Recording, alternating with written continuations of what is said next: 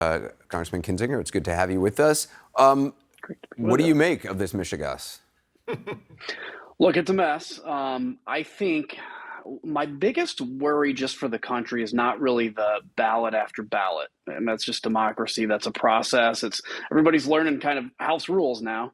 It is, what is Kevin willing to give up? Because I think what we're seeing in some of these, we don't even know what a lot of these rule changes are. But for instance, one person to vacate the chair, it's going to create chaos, as we've been talking about. Here's the thing that I think we have to take when you talk about the 5 or 6 that are kind of never Kevins.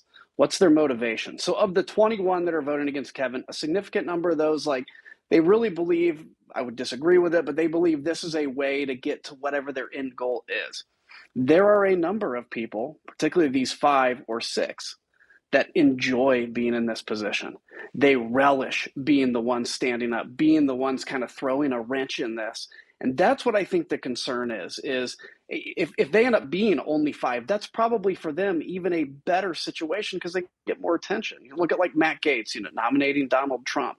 And I think I know some of those folks, and I can tell you they enjoy being the 5 or the 6 people that are going to deny Kevin his speakership. And it doesn't even have to be because it's Kevin. It's because they can be the ones to do it. And the idea of that you might get some of them to at least vote present so this can finally resolve itself. Yeah, I think it's possible if you get to like ballot 50 or 70. But I think by then, I think enough, and this is kind of what we have to now start watching, which you guys have been discussing, is how many folks in, I'll just say it's the middle generically, your average kind of Republican member of Congress is going to be worried about what's being given up.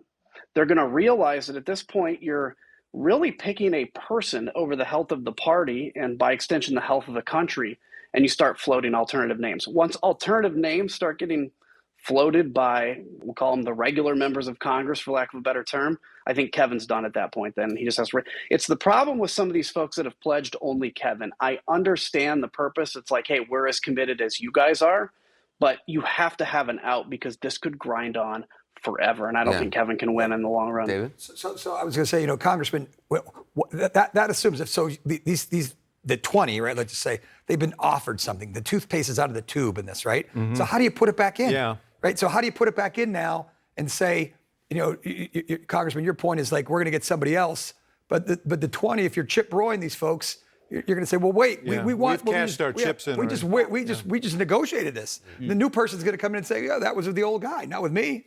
So it becomes I know. Look, I think you're completely right. I don't know how. Let's just use Scalise as an example. Let's say he comes forward and says, "Now I want the motion to vacate the chair not to be one person." They're not going to go for that, and that's why I think it's still not likely. So I don't want to get people kind of moving around on this, but there is still a possibility, especially as this drags on, that you end up coming to this idea of a consensus candidate, an acceptable Republican to Democrats. The big question, can you get somebody like AOC to vote for a Republican? That's not for me to answer. I think it'd be tough for them. And then enough Republicans that say, like we've seen in some of these state houses, let's have a kind of a coalition government. I actually think in the long run, that would be good for healing the institution of the House. But David Oxford, how likely is something like that? Because the Republicans who would vote with Democrats could pay a big political price for it. Yeah, Adam, you would be someone to answer this question. My feeling is that in this political environment, that is a tough decision for Republicans to make and the Republican who takes the job to make. I'm with you. I think that would be good for the country. It would be good for the institution. It would be a way of breaking the fever that you've fought to break.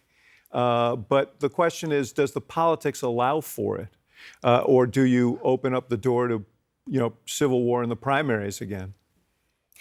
Well, look, I think if you look historically, the politics doesn't allow for it. But we're in a completely unprecedented moment, at least in our memories, where now, as you have 5 people keeping Kevin McCarthy ultimately from the speakership, you could have 5 that create a coalition government. Put yourself in the mindset of some of these members of Congress. Let's say they come from a Biden district. Let's say they've made a mental decision that this is their last term. And now they have an opportunity to kind of stand up. Look, it's not going to be a Democratic speaker, and I think that has to be clear, but an acceptable Republican that creates a level playing field. And that kind of a speaker could actually create an institution that actually works. So if you put yourself in the mind, you only need 5 or 6 people to say it's a historic opportunity to do something to heal this institution. I may not be running again, and even if I am, I think maybe in 2 years this history will judge it well. Congressman Kinzinger, how many of those people are there? I mean, they sound like unicorns. How many are they actually? Do they exist? Yeah, they exist. I mean, you've heard Don Bacon, for instance, kind of float this idea, right? Don Bacon is a great guy. Don Bacon, represents his district well. He obviously is a military guy. There are people with his kind of, resume sort of there in the House of Representatives that I don't think we're there yet. I don't think it's going to happen tomorrow. But as this thing drags on, particularly as they get concerned with these institutional things, and again, Americans have to be thinking, what are we giving up for our country so that one single man can become Speaker of the House? And I think as that gets into those people's minds, it might trigger something. My sense when Congressman Bacon floated that was it was in part to put pressure on this recalcitrant group to understand that there was a time limit, and if they pushed down this road, that they might end up with a situation like that. But executing it just seems difficult to me. You're saying 5 Republicans would join the Democrats to elect a speaker? Is that your... I think there's any number of ways this could go down. I think, let's say you take Fred Upton's name has been floated. He's a great guy. Well, let's just use him. I don't know if he's actually interested in doing it. But Fred Upton, let's say his name is put up. You can get every Democratic vote for him. And his agreement with the Democrats is, I'm just going to create a level playing field. And then you get 5 Republicans. It's possible that that's how it could get done. Again, I think we have to go through a number of these iterations till people realize it's doing real damage. But I wouldn't rule it out. And I think it's a small percentage chance. But I do think, when we were talking about this possibility a month ago, it's certainly more possible now than it was a month ago. Scott Jennings. Hey, Adam, it's Scott Jennings. I have a question about your views on the tolerance of these members of Congress. They've gone through a couple of days now. They've adjourned until tomorrow. Who's to say anything productive is going to happen tomorrow? Then you go through the weekend, and then we're into next week. At what point do you think fatigue begins to alter the judgment of some of these folks? I mean, it's easy to be, intransigent today, or it's easy to say I'm all in on some outcome today. But by Tuesday or Wednesday of next week, I was curious about your views of their stamina for this. Well, I think for the average member of Congress, they're already there. They're ready for this to be done. You had family here. It's the weekend. There's a lot of pressure there.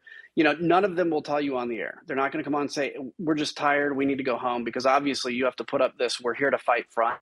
The question is then, who's going to give first? And if you look at the 5 or 6, from what I know of them, I've worked with them, they enjoy being in this moment. They enjoy being in this position. And so fatigue is certainly hitting now, and it's going to get stronger.